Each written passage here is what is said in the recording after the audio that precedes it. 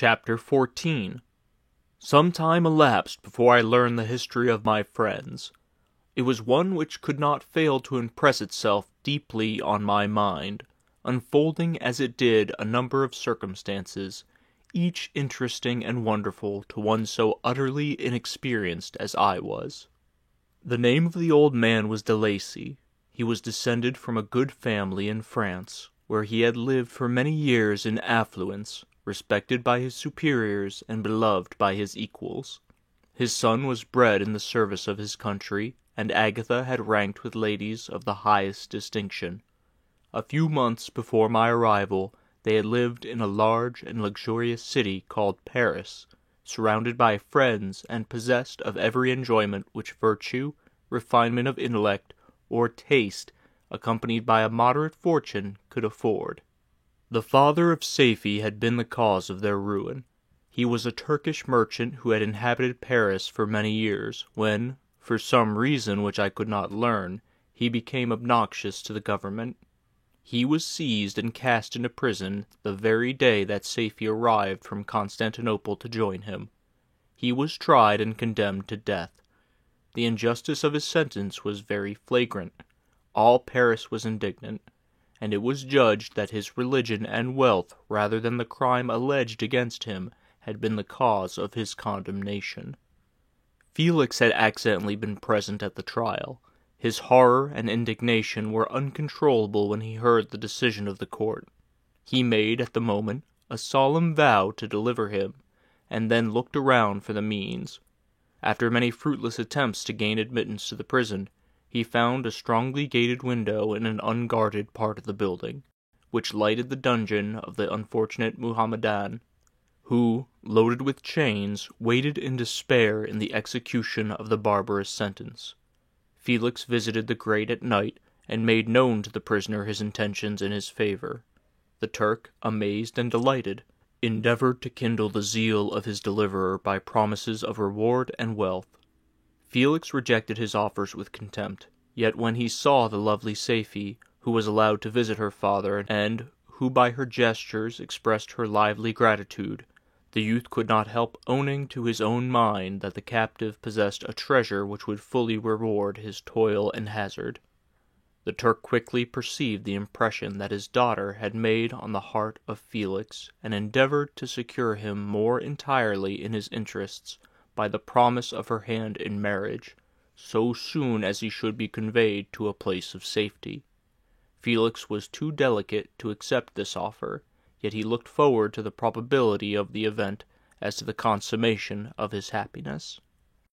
During the ensuing days, while the preparations were going forward for the escape of the merchant, the zeal of Felix was warmed by several letters that he received from this lovely girl, who found means to express her thoughts in the language of her lover by the aid of an old man, a servant of her father, who understood French.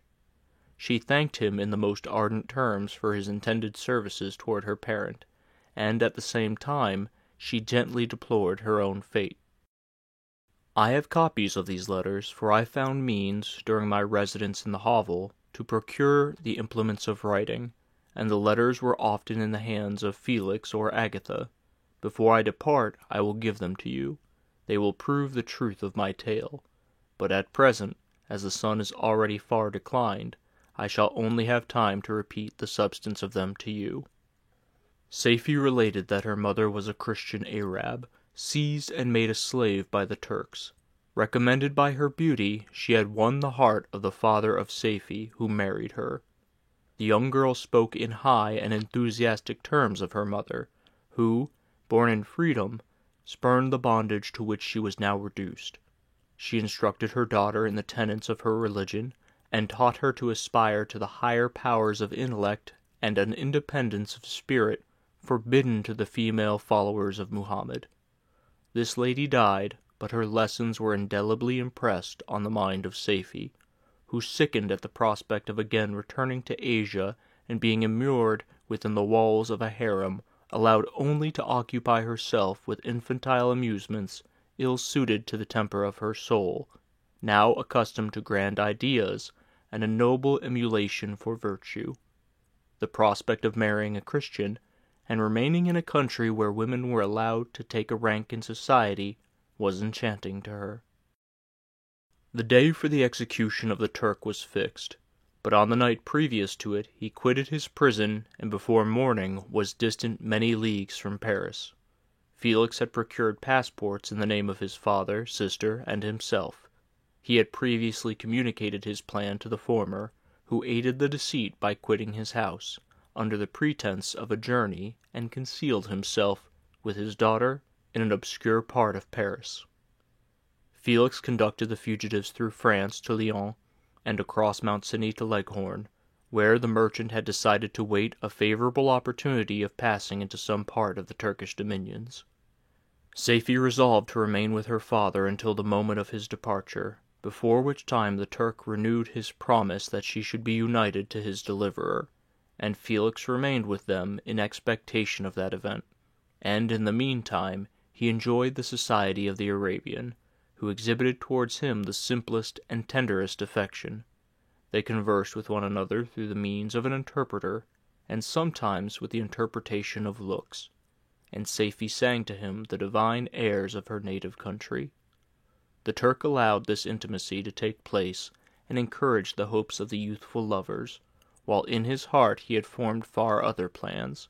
He loathed the idea that his daughter should be united to a Christian, but he feared the resentment of Felix if he should appear lukewarm, for he knew that he was still in the power of his deliverer if he should choose to betray him to the Italian state which they inhabited.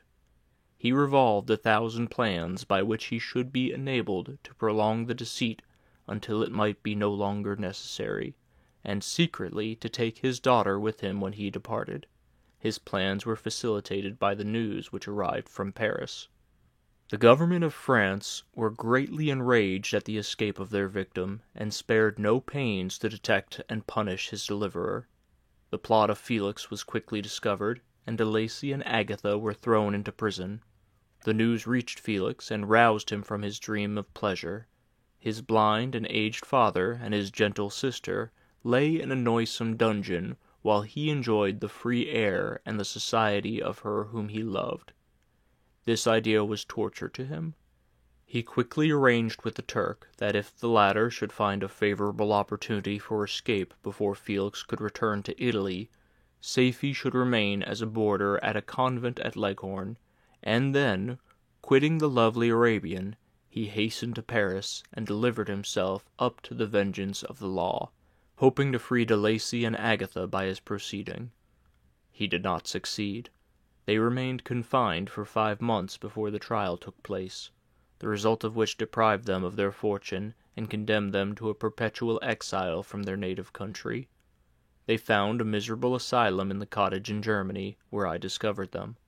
Felix soon learned that the treacherous Turk, for whom he and his family endured such unheard-of oppression, on discovering that his deliverer was thus reduced to poverty and ruin, became a traitor to good feeling and honor, and had quitted Italy with his daughter, insultingly sending Felix a pittance of money to aid him, as he said, in some plan of future maintenance. Such were the events that preyed on the heart of Felix and rendered him, when I first saw him, the most miserable of his family. He could have endured poverty, and while this distress had been the meed of his virtue, he gloried in it. But the ingratitude of the Turk and the loss of his beloved Safie were misfortunes more bitter and irreparable.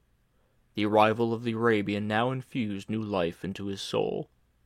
When the news reached Leghorn that Felix was deprived of his wealth and rank, the merchant commanded his daughter to think no more of her lover, but to prepare to return to her native country. The generous nature of Safie was outraged by this command. She attempted to expostulate with her father, but he left her angrily, reiterating his tyrannical mandate. A few days after, the Turk entered his daughter's apartment, and told her hastily that he had reason to believe that his residence at Leghorn had been divulged, and that he should speedily be delivered up to the French government. He had consequently hired a vessel to convey him to Constantinople, for which city he should sail in a few hours. He intended to leave his daughter under the care of a confidential servant, to follow at her leisure with the greater part of his property, which had not yet arrived at Leghorn. When alone, Safie resolved in her own mind the plan of conduct that it would become her to pursue in this emergency. A residence in Turkey was abhorrent to her. Her religion and her feelings were alike averse to it.